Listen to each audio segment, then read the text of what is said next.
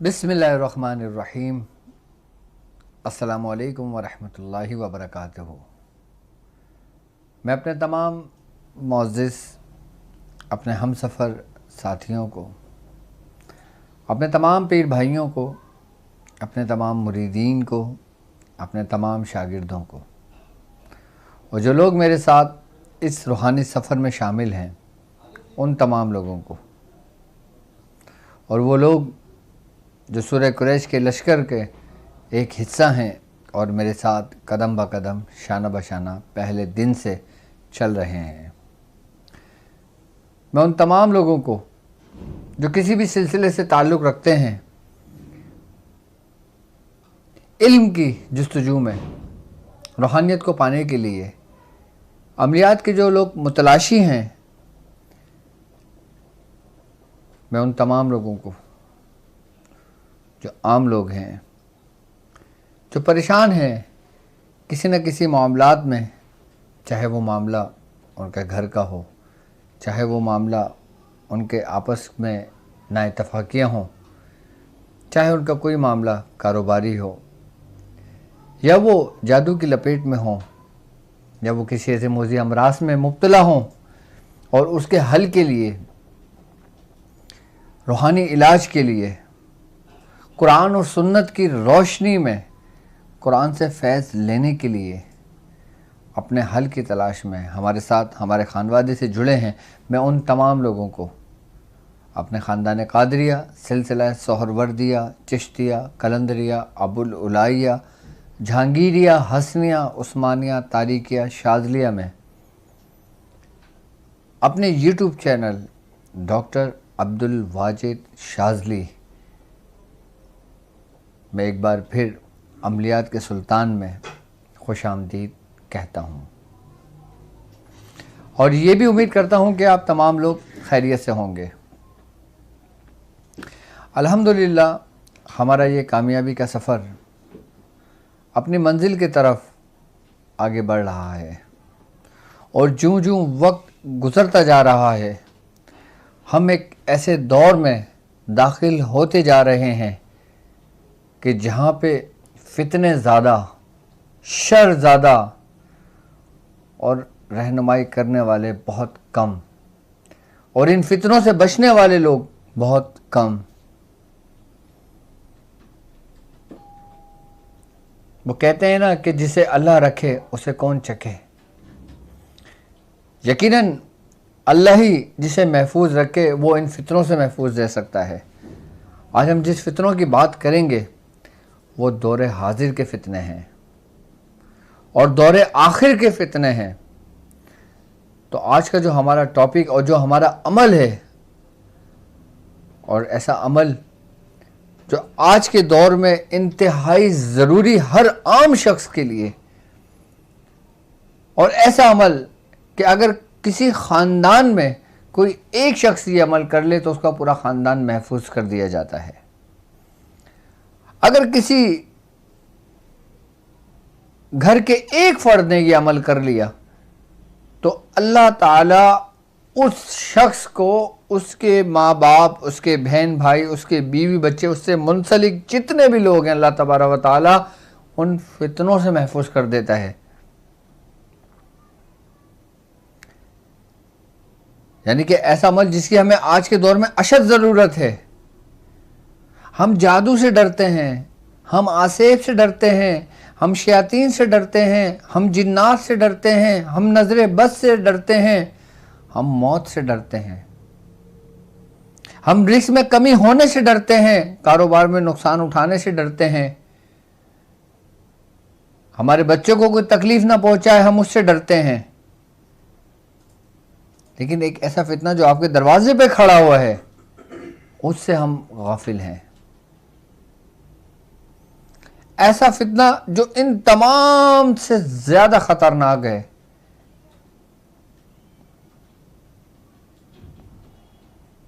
तो आज का जो हमारा जो टॉपिक होगा वो है सूरह कुरैश और दौरे हाजिर। सूरह कुरैश और दौरे आखिर, सूरह कुरैश और दौरे हाजिर के तमाम फितने, सूरह कुरैश और दौरे आखिर के तमाम फितने, यानी कि हम सूरह कुरैश से किस तरह इन फितनों से महफूज रह सकते हैं। और सूरह कुरैश का ये जितने भी मामलात अब होने वाले हैं, जो हो रहे हैं, जो हो चुके हैं और जो होंगे, उसका क्या ताल्लुक है। कौन लोग हैं जो सिर्फ सूरह कुरैश पढ़ने वाले इन तमाम फितनों से महफूज रहेंगे। हमारे बुजुर्गान दीन इसके बारे में क्या फरमाते हैं, वो फितने कौन से हैं। याद रखिएगा, हम ये समझते हैं कि हम जिस दौर में चल रहे हैं कि अगर अब कोई तीसरी आलिम जंग होती है तो उसका ताल्लुक किसी वेपन से होगा, उसका ताल्लुक किसी आइटम बम से होगा, उसका ताल्लुक तबाही से होगा। क्या आपको लगता है कि तीसरी जंग अजीम की इब्तिदा या शुरू हो चुकी है या शुरू होने वाली है?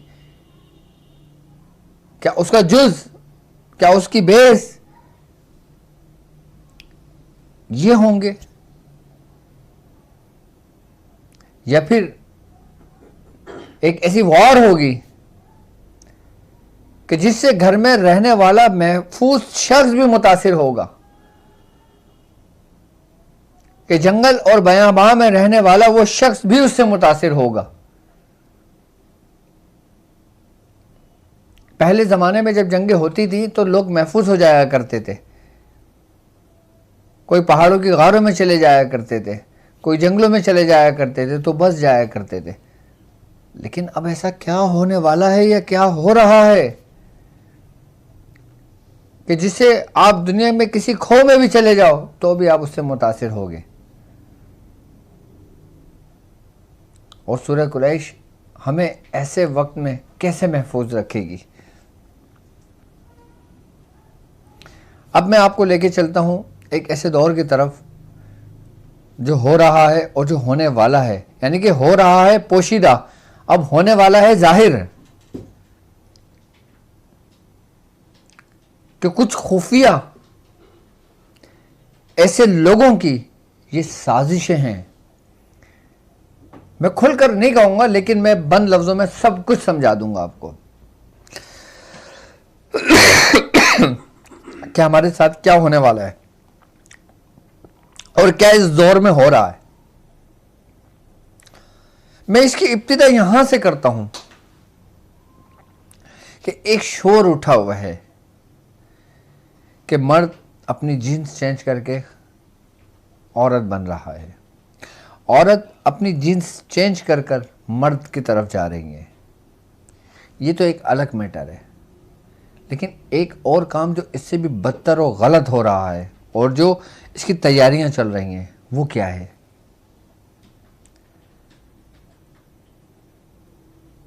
कि जिसमें बाहर मुल्क रहने वाले वो मुसलमान जो पाकिस्तानी हों, जो इंडियंस हों, जो दूसरे ममालिकों से रहने वाले हों, जो ऐसी जगहों पर रहते हैं जैसे मुख्तलिफ ममालिक और ऐसे ममालिक जो कुफ़ार के ज़ेर असर हैं,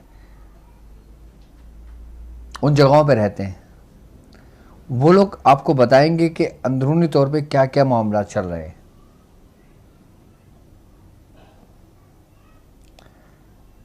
मैं एक ऐसे ममालिक की बात कर रहा हूं जो एक वक्त में सुपर पावर था और जो अपने आप को अब भी सुपर पावर समझता है।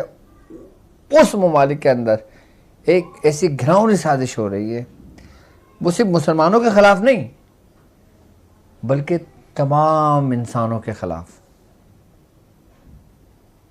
हम ये नहीं कह सकते कि साजिश सिर्फ मुसलमान के लिए, या साजिश सिर्फ ईसाई के लिए, ये साजिश सिर्फ यहूदी के लिए, ये साजिश सिर्फ हिंदू के लिए। नहीं, ऐसा नहीं है।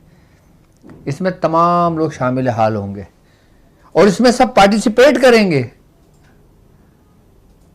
सब लोग मिलेंगे। अभी इसकी इब्तिदा में रिसर्च की जा रही है क्या कि जिस तरह एक शख्स एक ड्रग्स लेता है, ड्रग्स लेने के बाद उसकी कैफियत ये होती है कि उसका दिमाग अपने कंट्रोल में नहीं होता, फिर वो एक ऐसी हालत में चला जाता है कि उसको माँ बहन बेटी किसी का होश नहीं होता ये कौन है, कि जिसके बारे में कुरान कहता है कि हर नशा आवर चीज हराम है। हमारे दीन इस्लाम ने, हमारे नबी ने 1400 साल पहले मना कर दिया कि ऐसी चीजें इस्तेमाल करना हराम है हमारे मजहब में। मैं एक सिंपल सी मिसाल दी आपको समझाने के लिए। मैं अपने असल पॉइंट के पास आऊँगा, बताता हूँ कि अब होने क्या वाला है और क्या हो रहा है और जिससे हर घर मुतासिर होगा।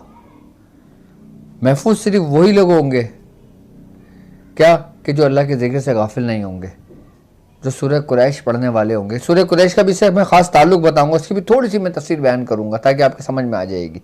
मैं सिर्फ एक इब्तिदा से समझाने की कोशिश कर रहा हूँ, जबकि इसका ऐसा कोई ताल्लुक़ नहीं है। मैं सिर्फ एक मिसाल देने के लिए आपको समझाया कि एक शख्स जब ड्रग इस्तेमाल करता है तो किसी किस्म का होश नहीं होता, और यहाँ तक कि जब उसका नशा उतर जाता है उसके बाद की उसकी जो कैफियत होती हैं, जिस्म में दर्द होना, जिस्म का टूटना, हर चीज़ अजीब सी लगना, आई बात समझ में। उसके बाद फिर उसकी तलब होना, उसकी तलब को पूरा करने के लिए फिर वो गलत रास्तों का इख्तियार करना, ये एक आम जो हो चुका है, जो कभी सालों से हो रहा है। मैं इसकी बात नहीं कर रहा, मैं एक दूसरी साजिश की बात कर रहा हूँ। और जो ज़्यादातर मुतासिर होने वाले इसमें पढ़े लिखे लोग होंगे, समझदार लोग होंगे।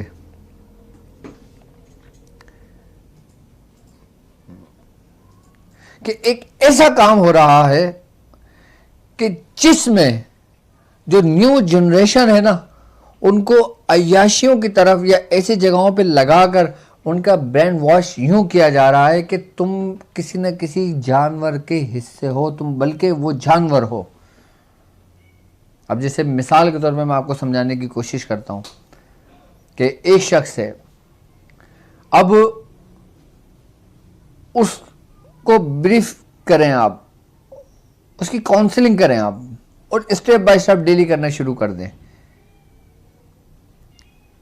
और उसके बाद उसको ऐसी डोज दें कि उसका जो इम्यूनिटी सिस्टम है ना वो स्ट्रांग होने लग जाए। यानी कि कोई ऐसी डोज दी जाए, ऐसी दवा दी जाए, और फिर उसको आप उसका माइंड ये बनाएं कि आप यही हैं। फिर कुछ अरसे के बाद एक तो वो जो डोज हमारे जिस्म में गई, अच्छा वो किसी भी बहाने से दी जा सकती है कि लाइक आपको ये कह दिया जाए कि भाई आपके असाब कमज़ोर है ना, आप फला वाइटामिन लें, आप फला इसके इंजेक्शन लगाएं, आप फला नाम के इंजेक्शन लगाएं, फला की चीज़ इंजेक्शन लगाएं, फला चीज़ लगाएं, लेकिन नाम कुछ होगा और अंदर डोज कुछ होगी। जो असल चीज़ जो होगी वो आपके ब्रेन को अपने कंट्रोल में करने के लिए होगी। इसका कुछ चिप से कोई ताल्लुक नहीं है। वो जो डोज होगी ना, जो उसका जो अपना मेडिकल जो फंक्शन होगा वो उसके असाब को कंट्रोल करेगी, यानी कि उसके असाब को पहले मजबूत कर देगी। यानी कि अगर एक आम इंसान की मैं बात करता हूँ, उसके अंदर क़ुव्वत मुदाफ़अत अगर 0.5 होनी चाहिए एक सेहतमंद इंसान के लिए, आई बात समझ। अब हम 0.5 को बढ़ाकर 0.50 पे ले आए तो उसकी क्या कैफियत होगी। यानी कि उसके अंदर उसकी क़ुव्वत इरादा इतनी मजबूत हो जाएगी, इतनी स्ट्रांग हो जाएगी, आई बात समझ। फिर वो जैसा सोचेगा, जैसा तसव्वुर करेगा, जैसा वो ख्याल करेगा, फिर उसके साथ जैसे सिम्टम्स होने शुरू हो जाएंगे। कि जिस तरह अभी आपने देखा होगा या आपने सुना होगा या आप सुनेंगे कि बाहर मुल्कों में ये ज़्यादातर देखने में जा रहा है कि कोई शख्स समझता है कि मैं डॉगी हूँ तो वो कुत्ते जैसी हरकतें करने शुरू कर देता है। फिर वो अपने पैरों पे नहीं चलता, फिर वो चारों पैरों से अपने हाथ से पैर मिला के चलने शुरू कर देता है, और फिर वो उस जैसी खुराक लेनी शुरू कर देता है।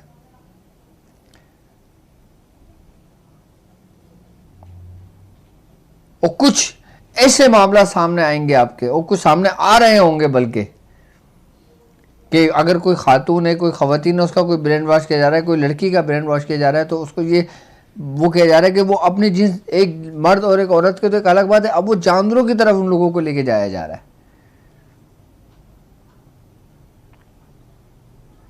जो ये फितना नहीं है तो और क्या है, ये शयातीन नहीं है तो और क्या है, ये शैतानी अमल नहीं है तो और क्या है।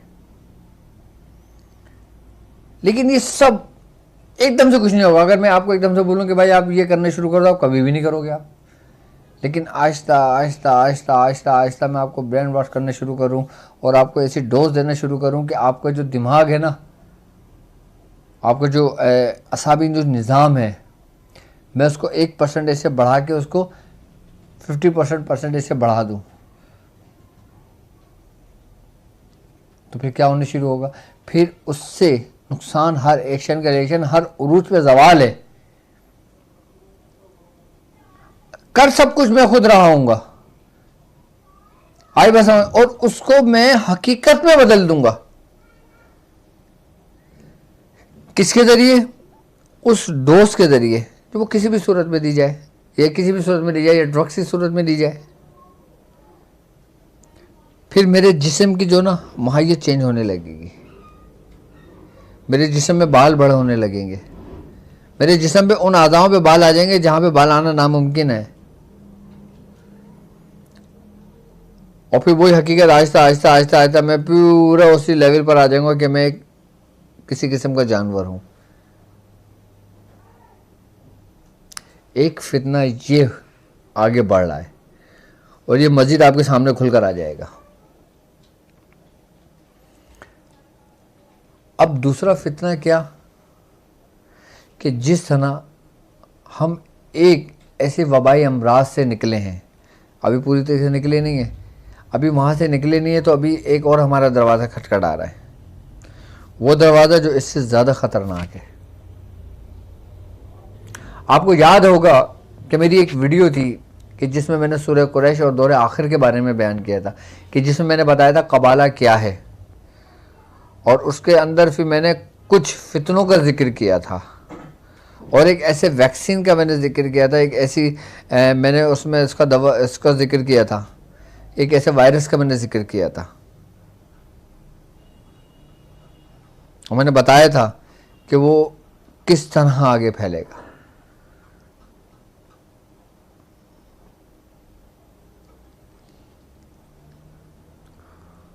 मतलब वो डोज किस तरह हमारे जिस्मों के अंदर मुंतकिल की जाएगी।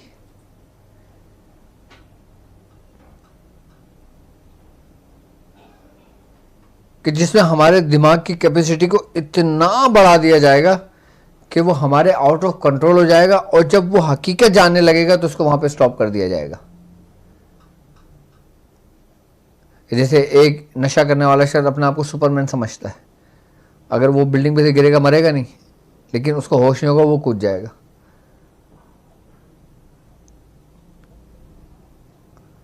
क्योंकि उसके जो अंदरूनी सिस्टम था, अंदरूनी निज़ाम था, उसको किस तरह कंट्रोल किया? किसने किया?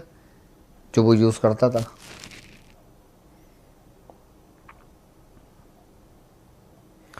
बिल्कुल इसी तरीके से, इसी तरतीब से एक दूसरा फितना दरवाज़ा खटखटा रहा है। वो क्या?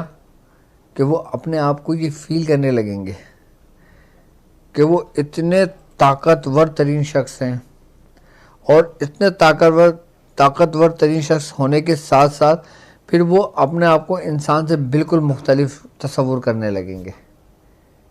यहाँ तक कि उनका जो सिस्टम है वो इतना स्ट्रॉन्ग कर दिया जाएगा, उसी, चाहे वो ड्रग्स के लें या कुछ भी के लें उसको, उससे, लेकिन ये होगा स्लो पॉइजन। ये हर चीज़ अपना असर रखेगी, लेकिन उसके बाद उसका इतना ख़तरनाक असर होगा कि उसके जिस्म के अंदर दर्द की ना कैफियत ख़त्म हो जाएगी। यानी कि अगर उसका हाथ काट दिया जाए तो हाथ काटने में कितनी तकलीफ होती है, उसको ज़रा बराबर भी तकलीफ नहीं होगी। उसको सिर्फ ऐसा महसूस होगा जैसे आम शख्स को हमने चुटकी नोची है, उसको ऐसा फील होगा। अगर उसके जिस्म से हाथ भी कट जाएगा ना तो उसको फील नहीं होगा कि मेरे जिस्म से हाथ मेरा कट गया, कोई तकलीफ का एहसास नहीं होगा उसको। सिर्फ इतना फील होगा कि जैसे किसी ने कुछ चींटी ने काटा या आपने चुटकी ली है किसी की।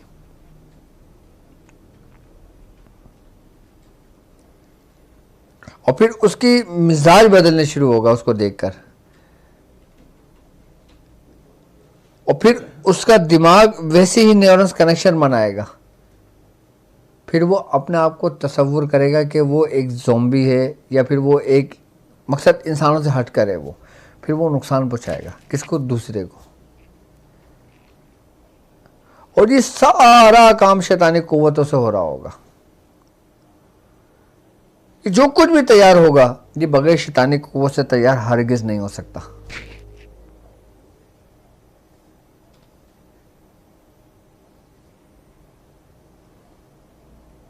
हरगिज तैयार नहीं हो सकता।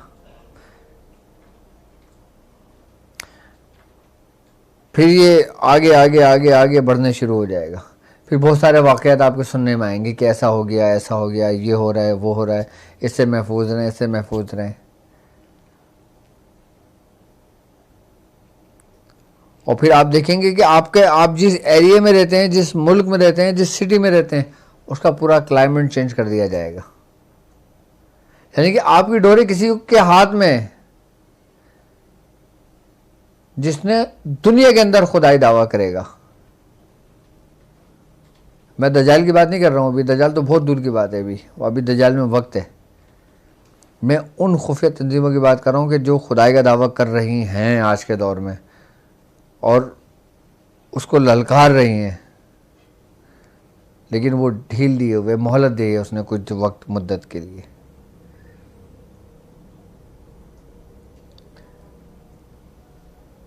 कि वो अपने मुख्तलिफ तजर्बों की उससे कि मुख्तलिफ ममालिकों के वो क्लाइमेट चेंज कर देंगे, अपनी मर्ज़ी से जो चाहेंगे वो हो रहा होगा उनका। सारी डोरे उनके हाथ में, अपने एक बंद कमरे के अंदर।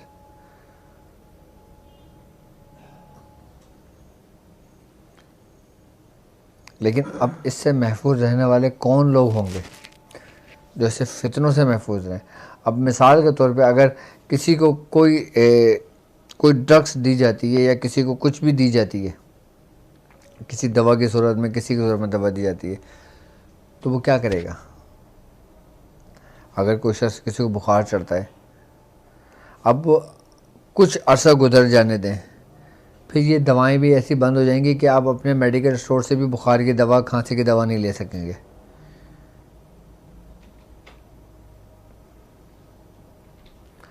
आई बस समझ में? फिर आप मोहताज हो जाएंगे ऐसी फार्मेसी के कि जिसकी डोरें उन लोगों के हाथ में होंगी।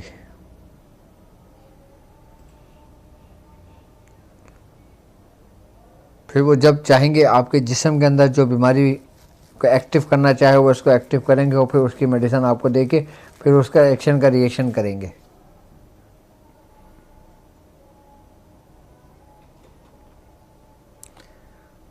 और फिर याद आएगा, फिर हम लौटेंगे अपने असल की तरफ, यानी कि इब्तिदा की तरफ। और जितनी भी ये नेचुरोपैथी है, जितनी भी नेचुरल है, जितनी भी ये जड़ी बूटियाँ हैं, जितने भी ये हैं, ये सब नायाब हो जाएंगी आपके लिए।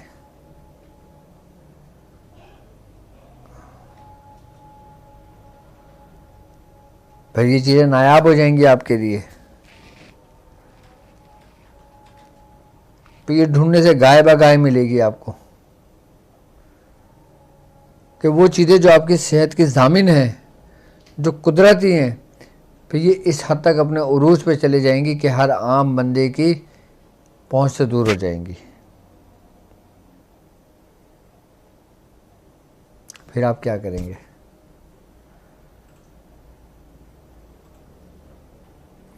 क्योंकि हमारा जो सफ़र इस दुनिया का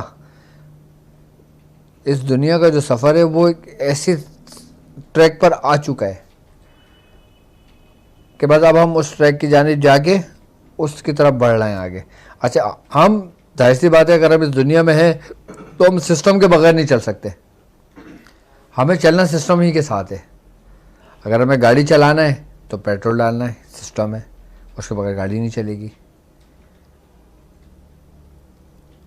आई ना बस समझ में? दुनिया में रहना है, हमने खाना खाना है और जो कुछ हमें मिलना है हमने उसका इस्तेमाल करना है, हम सिस्टम के तहत चलेंगे। अब बैंकिंग निज़ाम सिस्टम है,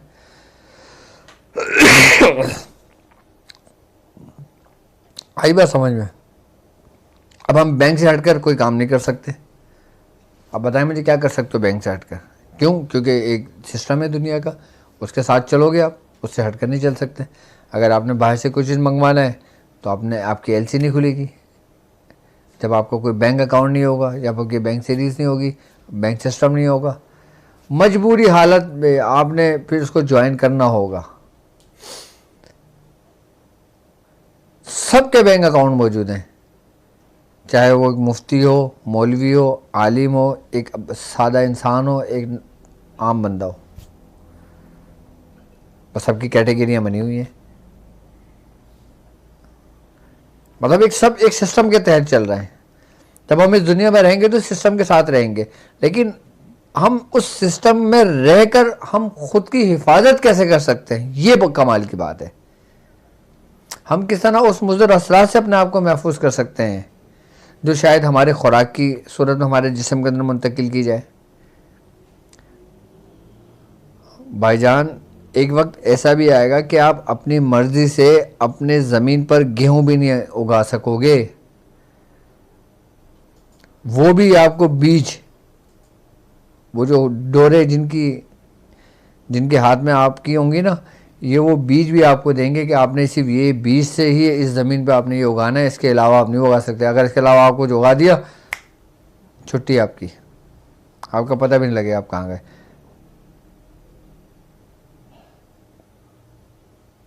यहाँ तक कि जो फ्रूट जो हम अपनी मर्ज़ी से लगाते हैं ना, उसके भी जो बीज होंगे ना, उसके भी जिसके ज़रिए वो होगा, वो भी हमारे पास सब बाहर से मसनूई आएगा। हमने रक्त से सफ़र बांध लिया है अपना। अभी आप देखना, ये तो एक बहुत हल्का सा झटका था जो हमें गुजरा था। अभी एक सख्त झटका आने वाला है, लेकिन अल्लाह ताला महफूज रखे हर शख्स को, हमारे मुल्क पाकिस्तान को महफूज रखे अल्लाह ताला। जो शख्स जहाँ रहता है अल्लाह ताला उसके मुल्क को सलामत रखे, महफूज रखे कुफारों के, शयातीन के शर से।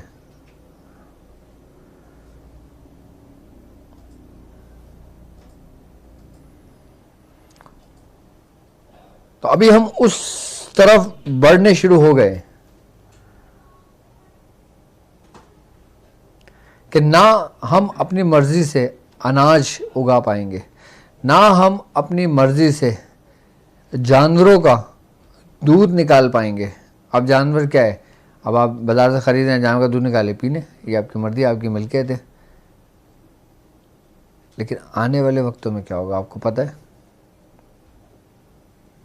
कि वो जानवर जो यहाँ पर आएंगे या आ चुके हैं, यहाँ पर होंगे, उनको ऐसे इंजेक्शन दिए जाएंगे कि जिसके ज़रिए उसका असर उसके दूध में शामिल होगा, कि जिसका आप सिस्टम का एक हिस्सा बन जाएंगे।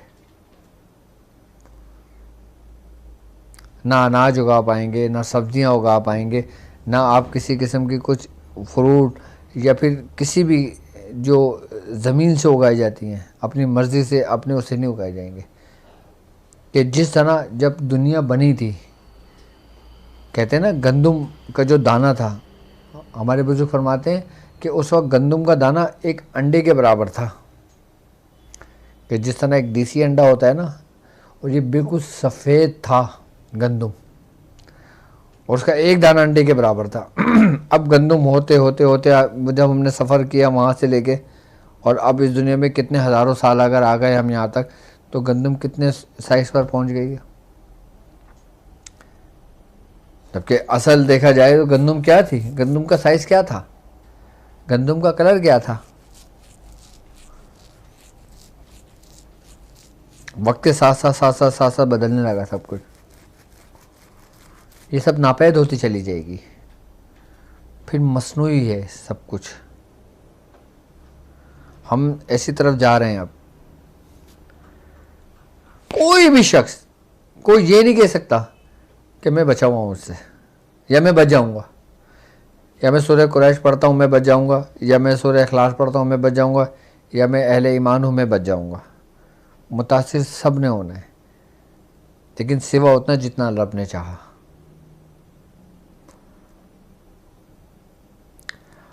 लेकिन हमने एहतियात ज़रूर करनी है। याद रखना, अल्लाह ताला उन्हीं लोगों को महफूज करेगा कि जो उसकी महफूज होने की कोशिश करेंगे। क्योंकि आप जो करते हो ना, वही आपके साथ होता है। आप जिस चीज़ से बचना चाहते हो ना, तुम्हारा रब तुम्हें बचाता है। आप गुनाह की तरफ एक कदम बढ़ाओ, दूसरा कदम खुद ही वह खुद उठता चला जाएगा आपका।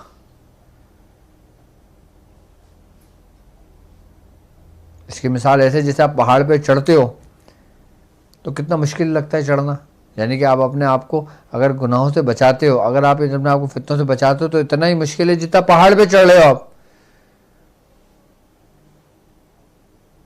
और अगर आप गुनाह की तरफ कदम बढ़ाते हो और आप इससे एहतियाती तदबीर नहीं करते तो आपकी मिसाल बिल्कुल ऐसे जैसे बंदा पहाड़ से उतरता है, एक कदम उतारता है, 2 कदम उसके खुद ब खुद उतरने शुरू हो जाते हैं, यहाँ तक कि उसका डिसबैलेंस भी हो जाता है और फिर वो मुंह के बल भी गिरता है। ये तो तजर्बा है ना आपका। तो ये जो मामलात पैदा होने वाले हैं या ये जो होंगे, ये हमें तबाही की तरफ ले जाएगा। अच्छा, इससे मुतासिर सिर्फ हम नहीं, पूरी दुनिया होगी मुतासिर, पूरी दुनिया मुतासिर होगी। कोई मुल्क ये नहीं कह सकेगा कि मैं नहीं हूं, मैं महफूज हूं। इस फितने से महफूज सिर्फ वही रहेगा, आई बात समझ में, कि जो इसकी कोशिश करेगा इस फितने से बचने के लिए, जो अहले ईमान होंगे।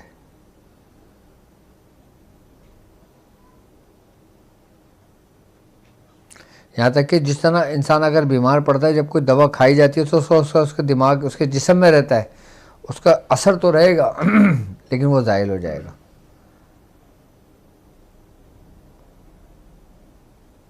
क्योंकि अगर हम इस सिस्टम में हैं, अगर हम, जाहिर सी बात है, अगर हमें ज़िंदा रहना है तो हमने फ्रूट खाना होगा, हमने ज़िंदा रहना हमने खाना खाना होगा, हमने ज़िंदा रहना हमने पानी पीना होगा, हमने ज़िंदा रहना होगा हमें वैसी ज़िंदगी बसर करनी होगी। तो ऐसे वक्त के लिए हुजूर ने पता है क्या फरमाया था? सरकार दो आलम सल्लल्लाहु अलैहि वसल्लम का फरमाने वाली शान है। आपने फरमाया था कि मेरी उम्मत पे एक वक्त ऐसा भी आएगा कि जो शख्स मेरी एक सुन्नत को भी ज़िंदा करेगा, क्या, एक सुन्नत को भी ज़िंदा करेगा, वो मेरे साथ जन्नत में ऐसे होगा। और एक वक्त में आपने क्या फरमाया था कि जो मेरी एक सुन्नत को भी तर्क करता है वो खसारे में। और फिर आपने क्या फरमाया कि मेरी उम्मत पर भी एक ऐसा वक्त आएगा। तो हम उस दौर की जानिब आगे की तरफ बढ़ रहे हैं। अब इस कौम पर अजाब नहीं आना, ये तो बात फैक्ट है। इस उम्मत पे नहीं आना, सिर्फ इस वजह से कि अल्लाह के महबूब इस दुनिया में मौजूद हैं, हम पर अजाब नहीं आना। लेकिन ये फितने कैसे आएंगे फिर, कि जिससे हुजूर ने भी पनाह मांगी है, जैसे फितना दज्जाली, अपने पनाह मांगी है। और ऐसे कई फितने जो छोटे छोटे फितने होंगे, जिस तरीके से झूठे नबी आए और ये क़यामत तक आते रहेंगे।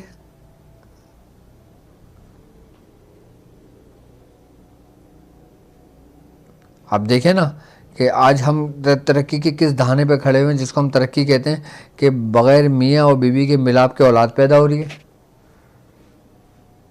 आपके सामने है ना कि मशीन के ज़रिए कि उसका नुतफ़ा ले लिया, उसका नुतफ़ा ले लिया, उसको मिला के एक ऐसे टेम्परेचर में रख के एक ऐसे प्रोसेस से गुजारा कि जिस तरह जो फार्मिंग होती है, जैसे चूज़ा निकालते हैं,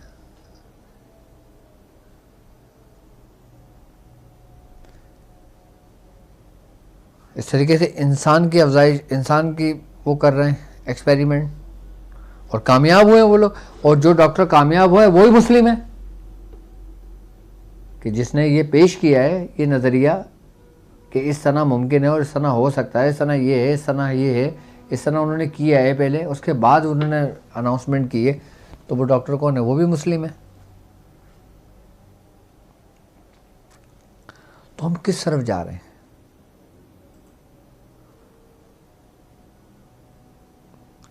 अब सवाल यहाँ पे ये पैदा होता है कि हमारा घर इनसे कैसे महफूज रह सकता है? सूरह कुरैश से। कैसे? आपको याद होगा, मैं सूरह कुरैश का जिक्र अपनी अक्सर और बेशतर वीडियोस में इसलिए करता रहता हूँ कि अल्हम्दुलिल्लाह हमारे साथ सूरह कुरैश के एक पूरा लश्कर मौजूद है, और वो लश्कर बनाने की वजह और ये रूहानी सफ़र की वजह इन्हीं फितनों के सामने सीधा पलाई दीवार बन के खड़े होना और इन फितनों से महफूज अपनी औलाद को और ख़ुद को और अपने आले बाप को करना।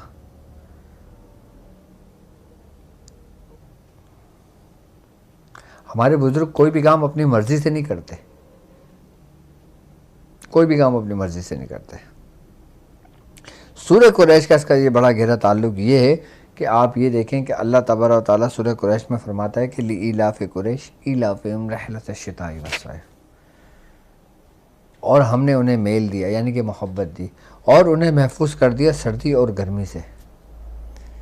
बुज़ुर्गान इसकी बातनी तस्वीर फरमाते हैं इस दौर हाजिर के मुतालिक कि जैसा दौर चल रहा है, अब ये जितने भी फितने हैं या जो भी बैक्टीरियास हैं या जो भी वायरस है या जो भी चीज़ हमारे जिस्म के अंदर ड्रग्स की सूरत में इस्तेमाल की जाएगी या इस्तेमाल की जाती है या किसी मेडिसिन की सूरत में हमें इस्तेमाल की जाती है या किसी केमिकल्स या किसी ऐसे बैक्टीरिया से हम किसी की ग्रोथ करते हैं, आई बात समझ में कि जैसे मसनूई हम कहेंगे ना कि हमने वो बीज बनाया और उसके ज़रिए हमने एक दो का मिलाप करके एक तीसरी चीज़ वजूद में लेकर आए और उससे तशबीह देकर हमने उसी को उसके नाम से बेचना शुरू कर दिया। ये जितने भी बैक्टीरियाज हैं, ये जितने भी वायरस हैं, इनकी ज़िंदगी जो है ना वो सर्द है, वो ठंड में महफूज रहते हैं, ठंड उनकी ज़िंदगी है। आई बस समझ। और ये जितने भी शयातीन हैं, जितने भी शर है, आई बस समझ में, ये सब के सब तहरीक के सबब ज़िंदा रहते हैं, यानी गर्मी, आग। तो अल्लाह ताला ने सूरह कुरैश में अपने बंदों को इन तमाम शर से महफूज कर दिया। और किसने महफूज किया है? कि तुम्हारे रब ने, कि पहले हमने तुम्हें मोहब्बत दी। अच्छा, इस बात की अगर मैं इसके थोड़ा सा बयान करूँ ना, कि एक बात याद रखना कि मोहब्बत देने से मुराद कि अल्लाह ताला ने तुम्हें हिदायत दी, तुम्हें सूझबूझ दी, तुम्हें अक़ल दी, तुम्हें अक़ल सलीम अता की, तुम्हें फ़रासत दी, तुम्हें मोहब्बत दी। आई बस समझे। उसके बाद अल्लाह ताला ने तुम्हें महफूज कर दिया तमाम फितनों से, कि जो ज़ाहिरी हैं, जो बातिनी हैं। वो फितने जो तुम्हारी आंखों के सामने, वो फितने जो तुम्हारी आंखों से ओझल हैं, आंखों के सामने जो सब कुछ जाहिर हो रहा है, और जो तुम्हारी नज़रों से ओझल हैं, जो आने वाले हैं, और जो कुछ आ चुके हैं जो तुम्हें नज़र नहीं आ रहा।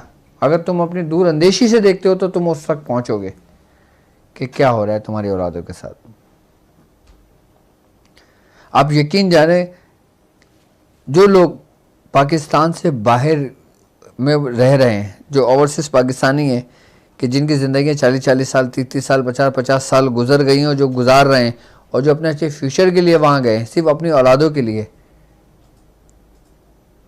सिर्फ वो सिर्फ 10% या 20% ओवरसीज़ पाकिस्तानी मुतमईन हैं अपने आप से, अपने ज़िंदगी गुजारने के तरीके से, क्योंकि वो इस्लाम के मुताबिक है, दीन के मुताबिक है, ईमान के मुताबिक है, उससे मुतमईन है। बाकी 80% लोग इससे बिल्कुल गाफिल हैं। यहाँ तक कि उनकी औलादें भी उन्हीं के नक्शे कदम पे चल रही हैं, और फिर बाद में जब वो परेशान होते हैं, अच्छा वो सब कुछ कर रहे हैं, इबादत भी कर रहे हैं, ज़िक्र भी कर रहे हैं, नमाज भी पढ़ रहे हैं, सब कुछ कर रहे हैं, लेकिन उनकी औलादें कि जिनके लिए उन्होंने सब कुछ किया है, कि वो एक ऐसे रविश इख्तियार कर गए हैं सिर्फ उस माहौल की वजह से, उस काउंसलिंग की वजह से, कि जहाँ पे वो बड़ी यूनिवर्सिटीज़ में पढ़ रहे हैं या बड़े कॉलेज में पढ़ रहे हैं या बड़े किसी जगह भी पढ़ रहे हैं वो। तो वो जो 80% लोग हैं ना, मैं चाहता हूँ वो 80% जो लोग हैं ना, वो अपनी औलादों को किस तरह महफूज कर सके, वापस लौट सकते हैं। अभी वक्त है। हम फिर ये कहते हैं ना कि हमारे बच्चों पे किसी ने जादू कर दिया, हमारे बच्चे नज़र में आ गए, हमारे बच्चे आसेब में आ गए, लेकिन हम वो चीज़ नहीं देखते जो उस माहौल के असर ने हमारे जिस्मों को में सराहियत कर गए। क्योंकि आप जिस जगह रहते हो, आप जैसी सोबत इख्तियार करते हो, उसका असर सारी ज़िंदगी आप पर, आपकी शख्सियत पर मौजूद रहता है। मैं हूँ, मेरी पहचान मेरे दोस्तों से है। बड़े बुजुर्ग फरमाते हैं, अगर तुमने किसी को पहचानना है, किसी को देखना है, तो उसके दोस्तों से उसको पहचाना जाए। और अच्छे दोस्तों की सोबत आपको अच्छा बना देती है। नेक लोगों की सोबत आपको नेक बना देती है। आप जितने नेक पारसा हो, आप 5 वक्त की नमाज पढ़ते हो, आप रोज़ा रखते हो, आप हज करते हो, आप नेक मुत्तकी सालिहीन में से हो आप, और अगर आप बुरों की सोबत इख्तियार करना शुरू कर दें, आपकी सोबत मुतासिर हो, आहिस्ता आहिस्ता आहिस्ता आहिस्ता आहिस्ता आहिस्ता आपका, अच्छा एकदम कुछ भी नहीं होगा, लेकिन आहिस्ता आहिस्ता आहिस्ता आहिस्ता आप उस तरफ राग़िब होने लगोगे जिस सोबत की तरफ आप जाओगे। वो कहते हैं ना कि अगर तुम शराब ना भी पीते हो और तुम्हारे साथ उठने बैठने वाले लोग शराब पीते हो, तो 6 महीने बाद तुम उस शराब का ढक्कन जरूर खोल लोगे। चाहे वो अपने लिए नहीं, अपने दोस्तों के लिए खोल जरूर लोगे। 1 साल के बाद तुम उसमें से गिलास में निकाल कर उन दोस्तों को दे दोगे, और 2 साल बाद तुम खुद भी पीने शुरू हो जाओगे। ये है सोबत।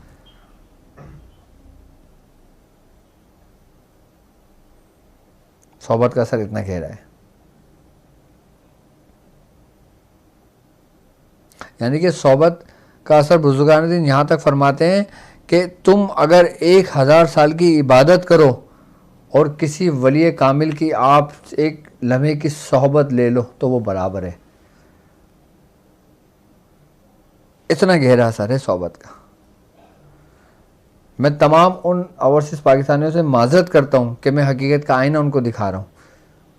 मेरा हरगिज़ ये नहीं है, मैं एक हकीकत बताना चाह रहा हूँ, और बताना चाह रहा हूँ कि अभी वक्त है कि आप देखें।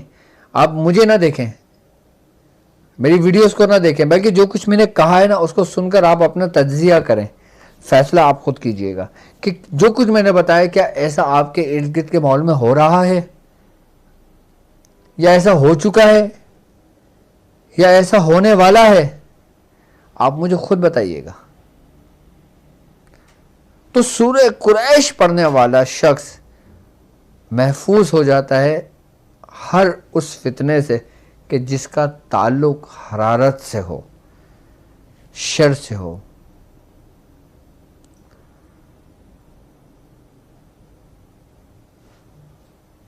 महफूज हो जाता है सूरह कुरैश पढ़ने वाला हर उस बीमारियों से, हर उस वायरस से। अब आप देखें ना, आप खुद रिसर्च करें, आप नेट पर लिख लें, आप बुकों में देख लें, आपने बहुत बड़े आर्टिकल पढ़े होंगे, अभी आप गूगल पे लिख लें कि कितने हज़ारों साल पुराना एक वायरस दरियाफ्त हुआ है। आप मुझे बताएं, इतने हज़ारों साल पुराना वायरस जिंदा रहा तो कहाँ रहा? सर्द में, यानी तस्कीन में। एक होता है तहरीक, एक होता है तहलील, एक होता है तस्कीन। अब यहाँ तक रिसर्च हुई है ना कि भाई फला ममालिक के अंदर इतने 4000 साल, 45,000 साल या 4,500 साल पहले का एक वायरस दरियाफ्त हुआ है कि जो इंसान की जिन्स को चेंज कर दे।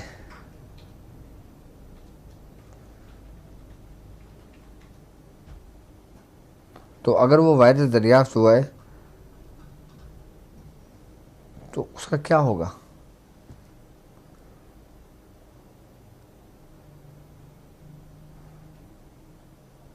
अब यहाँ तक डायनासोर से जो हकीकत लोग कुछ मानते हैं, कुछ इसको नहीं मानते, लेकिन कुछ लोग कहते हैं कि हमें भी इसके डायनासोर्स के मुख्तलिफ जिस्म के आज़ा या उसके हमें कुछ पार्ट्स मिले, या हमें उसके अंदर कोई वायरस मिला।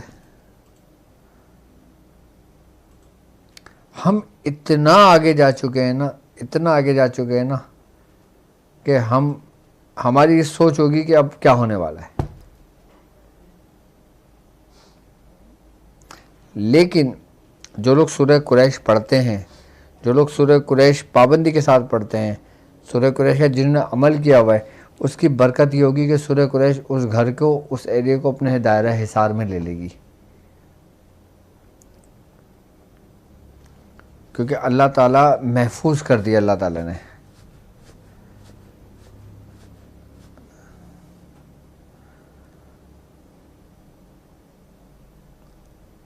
तमाम शयातीन के शर से। अब ये तो एक मामला चल रहे हैं साथ साथ, लेकिन इसके अंदर कुछ शयातीनी ऐसी क़ुव्वतें भी मौजूद हैं जिन पे बाकायदा तौर पर एक्सपेरिमेंट अभी हो रहे हैं बाहर जगहों पर। इनकी खुफिया तंजीमें कि जिसके ऊपर वो उनको मखसूस जगहों पर रख कर उन पर एक ऐसे एक्सपेरिमेंट और उनको बाकायदा तौर पर तैयार किया जा रहा है। किस में कि किस तरह हम अपने दिमाग की क़ुव्वत के ज़रिए हम जो गुज़र चुके हैं लोग उनके हमज़ाद को अपने बारे बुला सकते हैं, या उनसे पूछ सकें, उनसे बात कर सकें, या उनको मुसल्लत कर सकें।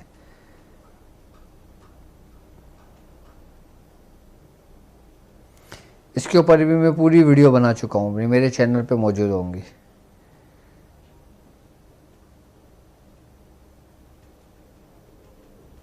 लेकिन सूरह कुरैश, चाहे आप एक आम इंसान हो, चाहे आप एक आला अफसर हों, आई बात समझ में, चाहे आप मुल्क के सरबराह हों, या चाहे आप इक़्तिदार में किसी भी पोस्ट पर हों, आई बात समझ में, सूरह कुरैश की रस्सी को मजबूती से थामना चाहिए आपको। ये दौर ऐसा है।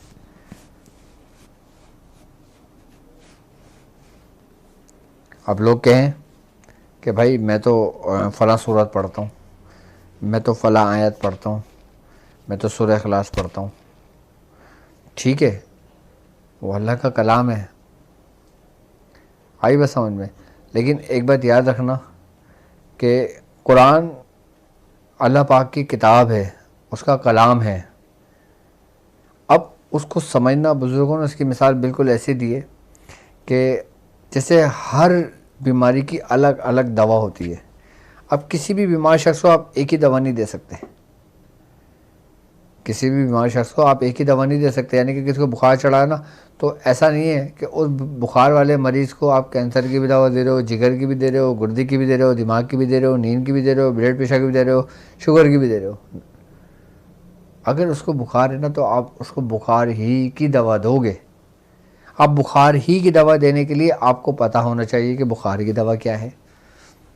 इसकी मिसाल ऐसे कि जैसे एक पढ़ा लिखा शख्स और एक आम सा बंदा जो छोटा, जो गांव देहात में रहता हो, या छोटा बच्चा हो 12 साल का, अगर उसको बुखार चढ़ता है, वो ये थोड़ी बोलेगा कि मुझे फलां दवा दे दो।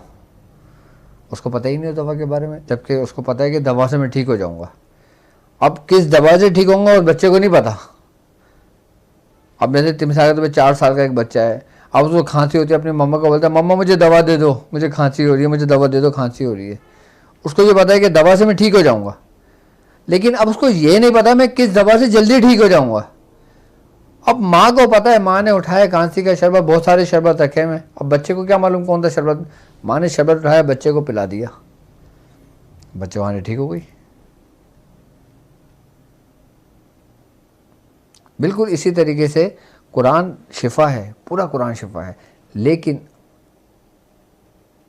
अब मिसाल बिल्कुल इसकी ऐसे ही है कि जैसे मखसूस कुछ कुरान की आयतें हैं कि जिसमें अल्लाह ताला का जलाल है, कि कुछ आयतें ऐसी हैं कि जिसमें अल्लाह का जमाल है।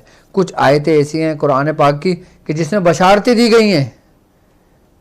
कुछ आयतें कुरान की ऐसी हैं जिसमें नेमतों का जिक्र है, और कुछ कुरान की आयतें ऐसी हैं कि जिसमें अजाब का जिक्र है, जिसमें कुफार पर कहर का जिक्र है, कि जिस पर अल्लाह ताला का कहर है। अब खुशी वाले दिन तुम कहर की आयतें पढ़ो, अब बोलो मैं तो कुरान ही पढ़ रहा हूं।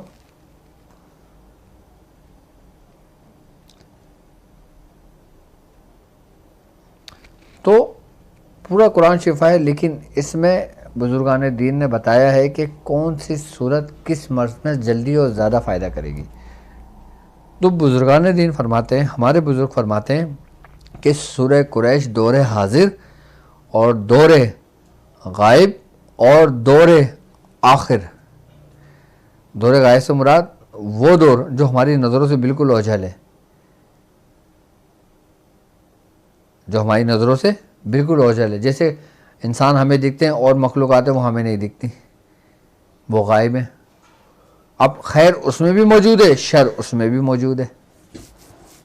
आई बात समझ में। दौरे हाजिर जिसमें हम चल रहे हैं, इसमें खैर भी मौजूद है, इसमें शर भी मौजूद है, लेकिन हम जिसमें चल रहे हैं उसमें कितना परसेंट शर है, कितना परसेंट खैर है, ये अल्लाह जानता है। लेकिन हम जिस सिम चल रहे हैं उसमें 50% से ज़्यादा इस वक्त शर मौजूद है, लेकिन गालिब खैर नहीं आना है उसके ऊपर। अंधेरा कितना है, वो रोशनी अंधेरे पे गालिब आती है। बातिल कितने ही आगे चले जाता है, लेकिन जब हक आता है ना तो बातिल मिट जाता है।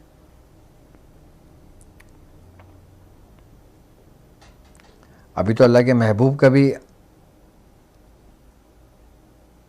आमद है, इमाम मेहदी अलैहिस्सलाम का भी ज़हूर होना है।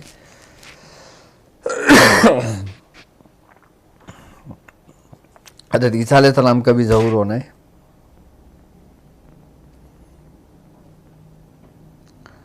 तो ये छोटे छोटे फितने बड़े फितने उठेंगे, जैसे दज्जाल का फितना है, उससे पहले ये छोटे छोटे फितने अपने उरूज पर आएंगे। और जब उरूज पर आएंगे तो मुसलमान जो है ना वो डाउनफॉल होंगे, कुफारों को उरूज हो जाएगा। फिर बकौल उनके कि उनका मसीहा आएगा, फिर उधर के मामला दूसरे शुरू होंगे। वो फितने बिल्कुल ही अलग होंगे।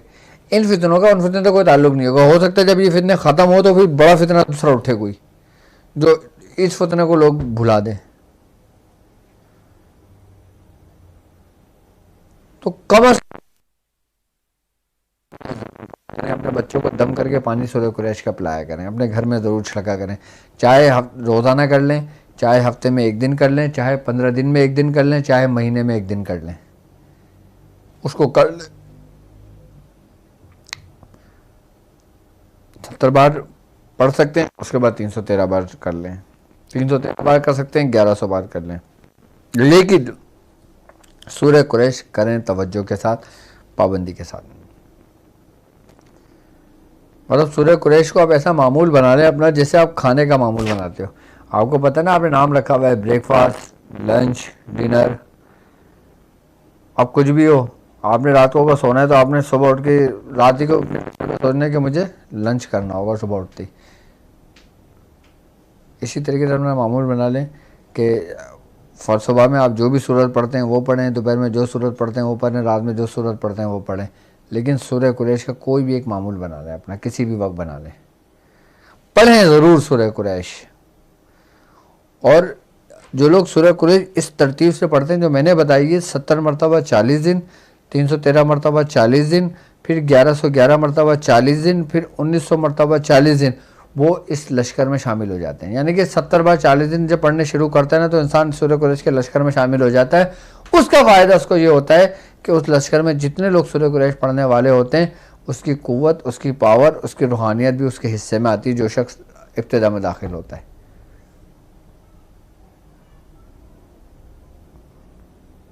तो अल्लाह ताला हमें ऐसे तमाम फितनों से महफूज रखे और आने वाला साल हमारे लिए अल्लाह ताला खुशियों का साल साबित हो, सलामती का साल हमारे लिए साबित हो। अल्लाह ताला हमारी औलादों को इस 2023, 2024, 2025 के फितनों से महफूज रखे। जितने भी फितने आने हैं उसका दरवाजे खुल चुके हैं। इन फितनों से महफूज रहने वाला सूरह कुरैश पढ़ने वाला होगा। बस ये जहन में रखना। यानी कि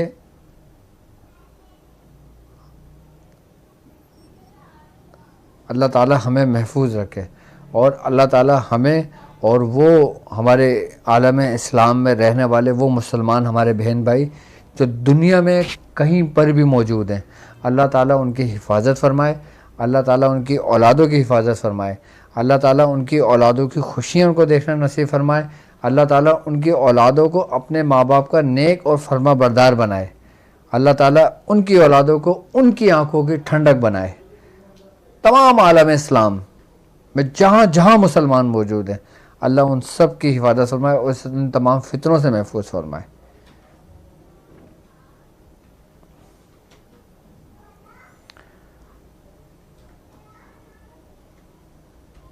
तो मैं उम्मीद करता हूँ कि इंशाअल्लाह ताला ये ट्रांसमिशन आपको बहुत अच्छी तरह समझ आ गई होगी कि हमने किस तरह अपनी हिफाजत करना है, किस तरह हमने एहतियात करना है, और सूरह कुरैश हमें किस तरह इन फितनों से महफूज रखेगी और हमें किस तरह महफूज रहना चाहिए। तो मुझे इजाज़त दीजिए इस बात पे कि आप अपना बहुत ख्याल रखेंगे। अस्सलामु अलैकुम व रहमतुल्लाहि व बरकातुहू।